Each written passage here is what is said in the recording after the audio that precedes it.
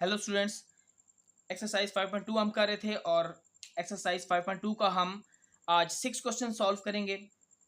5.2 exercise के पहले 5 question हम कर चुके हैं और जो मेथड हमने पहले 5 क्वेश्चन में फॉलो किया उसी मेथड की बुनियाद पे उसी मेथड को फॉलो करते हुए हम 6 क्वेश्चन भी करेंगे। 6 क्वेश्चन की स्टेटमेंट है, find the minimum and maximum values of z equal to 3x plus Y subject to the constraints 3x plus 5y greater than equal to 15, x plus 3y less than or equal to 9, x greater than equal to 0, y greater than equal to 0। ये हमारे पास question की statement है जिसमें कहा गया कि जी function की maximum और मिनिमम वैल्यू फाइंड करें कि किस पॉइंट पे फंक्शन जो है वो मैक्सिमम वैल्यू देता है और किस पे मिनिमम देता है, ये फाइंड करें जैसा कि हम पिछले क्वेश्चंस में कर चुके हैं। ठीक है, और यहाँ पे ये कंस्ट्रेंट्स दी हुई हैं, ये हदें दी हुई हैं कि जी इन हदों के अंदर आपने रहते हुए मिनिमम और मैक्सिमम वैल्यू फाइंड करनी है। जी इसका सोल्यूशन में सबसे पहले हम क्या करेंगे, हमेशा की तरह हम करस्पॉन्डिंग इक्वेशंस फाइंड करेंगे जो हम इस एक्सरसाइज के पहले 5 क्वेश्चंस में करते आए हैं। ठीक है जी, तो करस्पॉन्डिंग इक्वेशन देखें जी, 3x plus 5y greater then 15 से हम बना देंगे 3x plus 5y equal to 15। और दूसरी लीनियर इनइक्वालिटी जो हमारे पास टू वेरिएबल में x और y में दी हुई है, x plus 3y less than or equal to 9, इससे हम बना देंगे x plus 3y equal to 9। ये हमारी दूसरी करस्पॉन्डिंग इक्वेशन बन गई है जी। अब इन इक्वेशंस को हम सॉल्व करेंगे और इनके दो दो जो है वो पॉइंट्स फाइंड करेंगे ताकि हम इनका ग्राफ बना सकें। देखिए जी, पहली इक्वेशन को लेते हैं फॉर इक्वेशन 1 और उसके लिए हम क्या करते हैं, x को 0 अज्यूम कर लेते हैं। x को कुछ और भी अज्यूम कर सकते हैं, लेकिन ये सबसे आसान है और याद रखना भी आसान है। और एक पिछले तमाम क्वेश्चंस में हमारा यही जो है ना वो तरीकाकार रहा है कि हम x को 0 अज्यूम करते रहें। x को 0 अज्यूम करते हैं तो x की वैल्यू देखें जी, पहली इक्वेशन में हमने 0 पुट करनी है, तो 3 into 0 plus 5y equal to 15। 3 into 0 करने से 0 जाएगा और 0 को ऐड करने से कोई फ़र्क नहीं पड़ता, इसलिए 5y इक्वल टू 15 होगा। और जब हम जो 5 मल्टीप्लाई हो रहा है y के साथ, जब इसको हम ख़त्म करेंगे तो हमारे पास क्या आएगा, हमारे पास आएगा y is equal to 15 over 5 और y की वैल्यू 3 आएगी जब 15 को 5 पे डिवाइड करेंगे। तो हमारा पहला पॉइंट जो है वो हमने फाइंड कर लिया 0 और 0,3। ये पहला पॉइंट है जिसमें x की वैल्यू 0 और y की वैल्यू 3 है जी। दूसरा पॉइंट इसका फाइंड करने के लिए y इक्वल टू 0 पुट करेंगे। y इक्वल टू 0 पुट किया तो देखें जी 3x प्लस 5 इंटू 0, यहाँ पे y की वैल्यू 0 हमने पुट करनी है पहली करस्पॉन्डिंग इक्वेशन के अंदर। तो क्या होता है 3x plus 5 into 0 equal to 15। 3x जो है वैसे ही आ जाएगा, 5 इंटू 0 करने से 0 आता है, लिखने की ज़रूरत नहीं है उसको, क्योंकि जब 0 ऐड करते हैं तो 3x ही आएगा आपके पास इक्वल टू 15। x की वैल्यू आपने फाइंड की तो वो आती है 5, क्योंकि 15 ओवर 3 करने से रिजल्ट 5 आता है। तो दूसरा पॉइंट हमने फाइंड कर लिया 5-0। अब हम जो है वो दूसरी करस्पॉन्डिंग इक्वेशन की तरफ आ जाते हैं उसके दो पॉइंट्स निकालने के लिए। तो दूसरी करस्पॉन्डिंग इक्वेशन है x plus 3y equal to 9। इसमें भी हम x को 0 अज्यूम करते हैं तो हमारे पास y की वैल्यू 3 आ जाती है। आप देख सकते हैं यहाँ पे इसका सोल्यूशन। तो हमारा पहला पॉइंट आ जाता है 0,3, ये पहला पॉइंट है।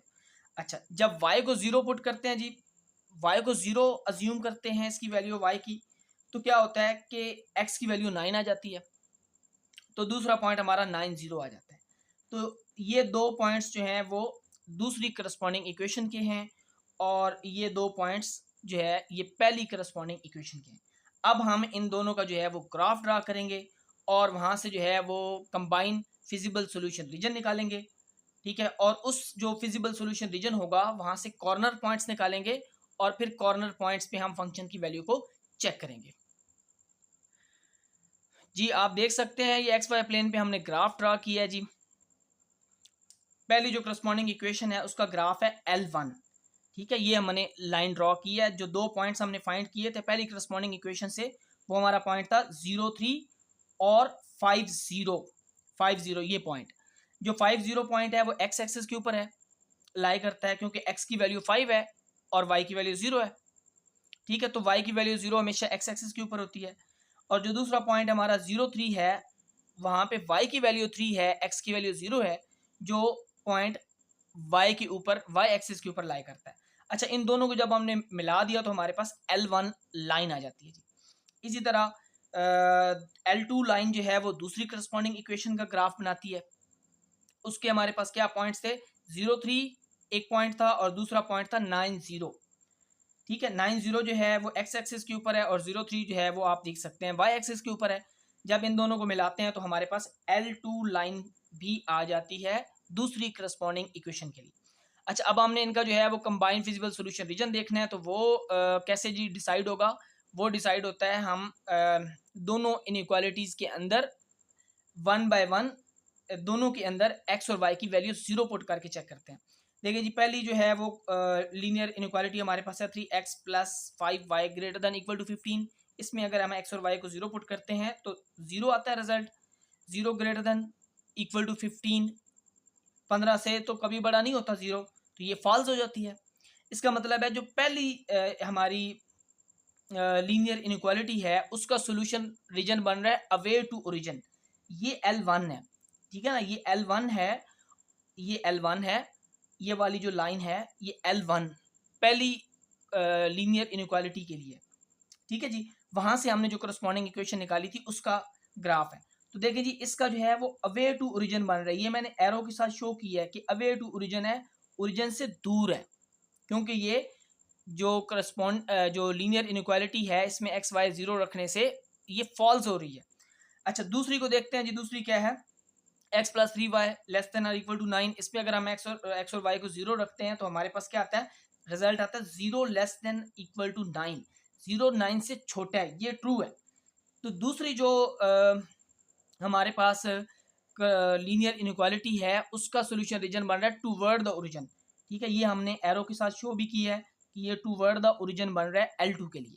तो इसका मतलब है कि जो सोल्यूशन रीजन है, कंबाइंड सोल्यूशन रीजन, वो क्या बन रहा है, वो ये एरिया बन रहा है, ये वाला एरिया, ये वाला एरिया दोनों का इकट्ठा जो है ना वो सोल्यूशन रीजन बन रहा है, जिसको मैंने ग्रे कलर कर दिया जी।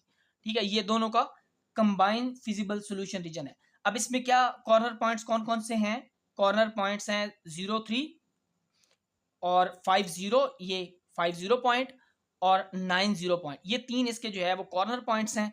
इन पे हम जो है वो फंक्शन की वैल्यू को चेक करेंगे कि किस पॉइंट पे मैक्सिमम वैल्यू देता है यानी बड़ी वैल्यू देता है और किस पॉइंट पे फंक्शन मिनिमम वैल्यू यानी छोटी वैल्यू देता है।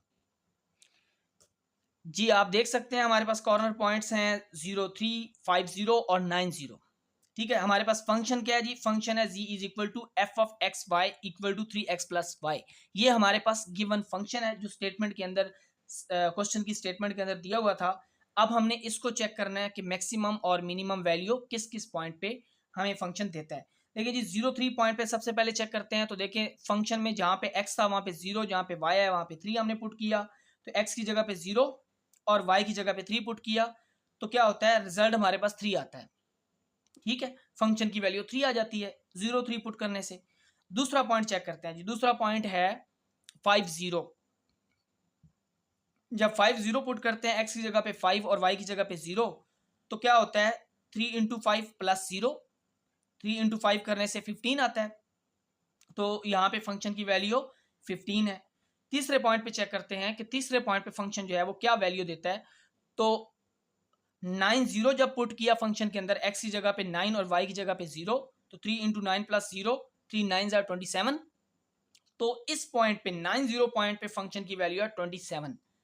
तो आप देख सकते हैं कि फंक्शन की जो मिनिमम वैल्यू है वो 0,3 पॉइंट पे है, 3 है, और जो मैक्सिमम वैल्यू है वो 90 पॉइंट पे है जो कि 27 है।